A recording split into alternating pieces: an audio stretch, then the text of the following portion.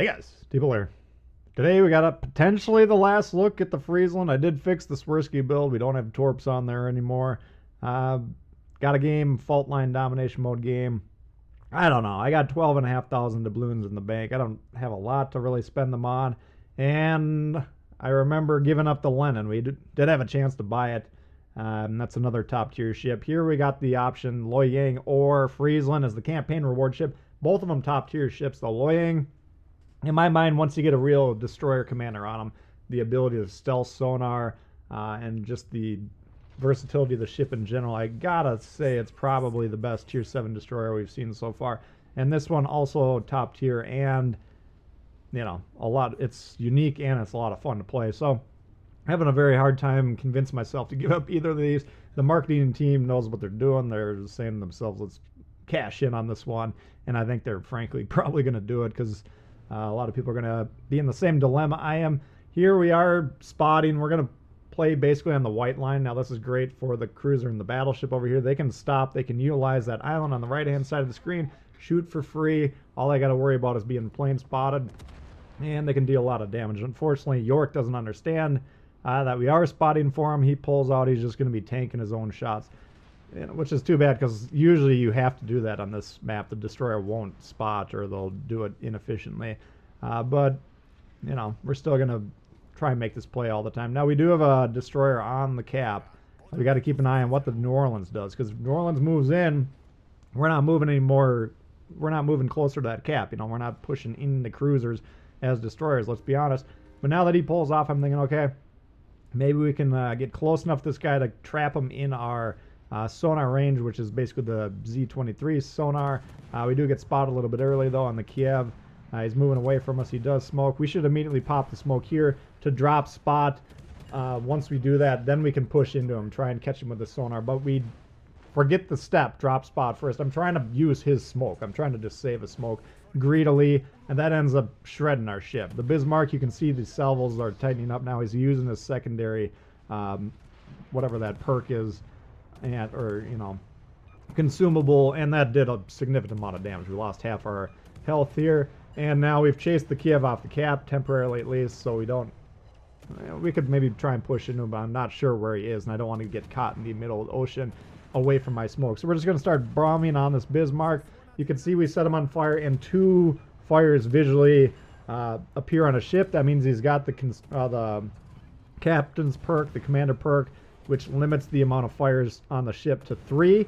So if I want to keep using HE, I mean, the damage count there, so we can try and set him on fire again. If I want to try and increase the fires, I either got to hit him in the nose, though, or the rear of the ship. Okay, usually there's 4 parts per battleship in terms of fires, and if they have that perk, you'll see 2 fires start in the middle. So in that case, we could have tested out the AP, see if we get some raw damage.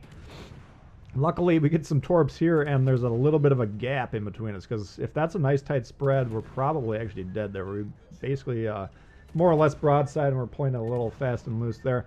But able to dodge through there, and the Bismarck, we get him on fire, and once again, you can see the double fire visually start up on a ship, confirming what I was talking about earlier.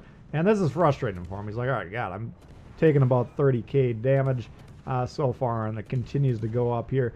He shoots, or he gets spotted by someone on our team, and that allows us to keep shooting here. I don't know if he's trying to blind fire me. It looks like he might be.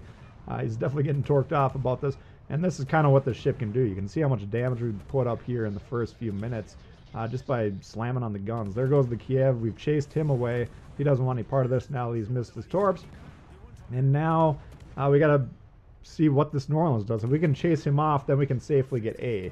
Okay, now they got C, they got A, so the longer this situation persists, the more problems we're going to have. Okay, there's the fact that they're going to be in control of 2 caps the majority of the game is going to change how we approach this, but it's inevitable. I mean, we can't get on the cap now. If New Orleans pushes in, he kills us, okay?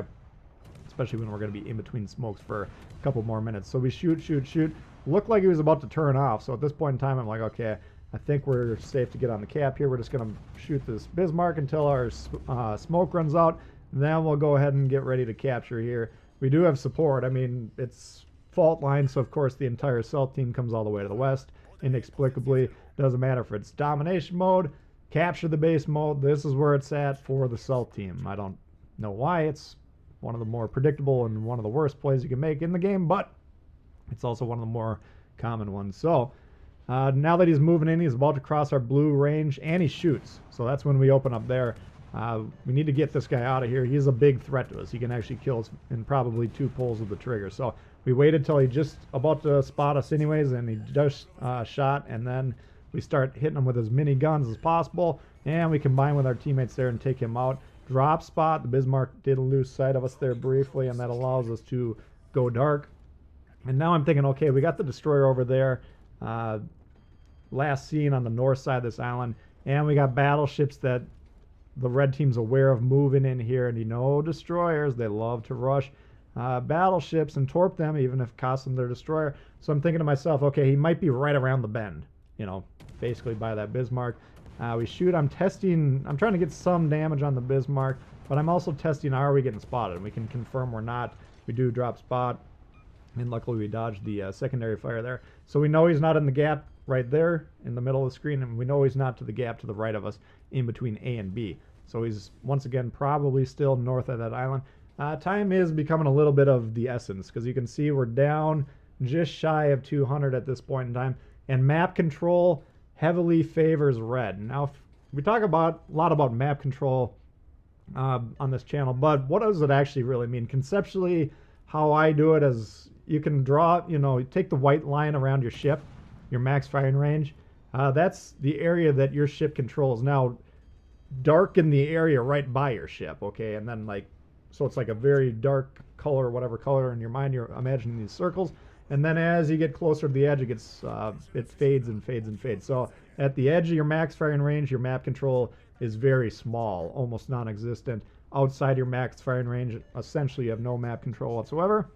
And right next to your ship, you have a lot.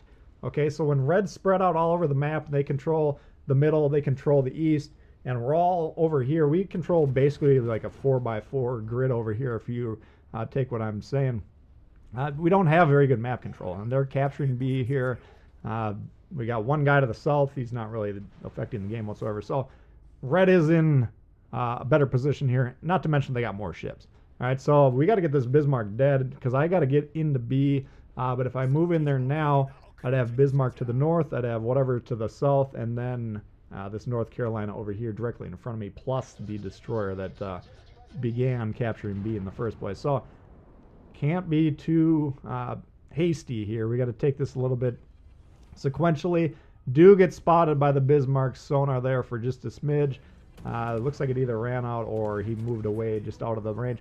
But North Carolina is in there. We do need to get into B once again, and we do have someone spotting him. So we need, this play right here is pushing him back, and we start off with 66,000 damage. You can see what we're capable of doing, even basically at max range. But I would have liked to continue to go forward maybe another 10, 15, 20 seconds, just to make sure throughout this duration of the smoke we'd be able to continue to pepper them. But because we got spotted by the sonar, we didn't want to get shot. We're kind of half health here. That's when we stop, drop the anchor, and now we're going to continue to pepper him as long as we can until he backs up out of our max firing range. Having some difficulty connecting at first, but now we're starting to hit that superstructure, and that's when the damage piles up. Okay, you don't want to be getting stuck in the firing range of this thing, because it's very, it's a sticky situation indeed. Now you could be saying to yourself, we got an 8% fire chance, and I think on this North Carolina we're going to wind up with roughly 100 hits. Okay, but we're only going to get one fire. Now, how do you do the math there? You get 8 out of every 100 hits should be a fire, right? If you have an 8% fire chance. Well, that's your ships, your guns' fire chance. Now, their ship and their commander build have their own fire chance modifiers as well. Some ships more likely to be set on fire, some less. And, of course, a lot of the commander builds have anti-fire prevention. Dodge the Kiev's torps, pop the sonar, trying to stay in our sonar range and get him. Boom, he goes down there. And we notice on the map, what's this? Fletcher, anchored, just chilling, hanging out there, spotting him for his team. We go ahead and back up. We're right at the edge of our sonar range, so we do lose him, but he shoots, and now we got someone within his white ring on the map who also has a line of sight for him, and he's spotted for about 20 seconds. He shoots again. That's another 20 seconds until he cools down, and this is when we got the advantage, all right? Straight up 1v1 Fletcher v. Friesland, no consumables allowed, and just a straight slugfest. I think the Fletcher's probably going to win that a lot of the time, but using the consumables, using our teammates, using everything we got, and the quick firing guns.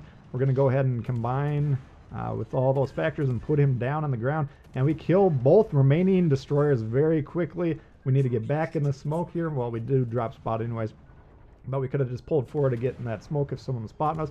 And Tallene over here, he's low. We're peppering him with the HE, and this is a huge swing.